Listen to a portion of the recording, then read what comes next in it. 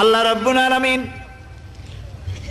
কোরআনে কারীমের ভিতরে নবীজির নাম একটি বারের জন্য নাম ধরে তাকে ডাকেন নাই, বরং তিনি বলেছেন তোমরা পরস্পর পরস্পরকে যেভাবে নাম ধরে ডাকাডাকি করো আমার নবীকে সেভাবে নাম ধরে ডাকবে না।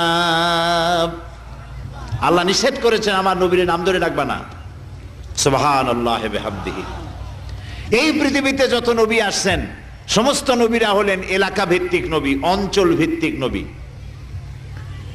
এক এক এলাকার, নূহ আলাইহিস সালাম এক এলাকার, মুসা আলাইহিস সালাম আলাক এলাকার, দাউদ আলাইহিস সালাম আরাক এলাকার, এরকম এলাকা ভাগ ভাগ করা।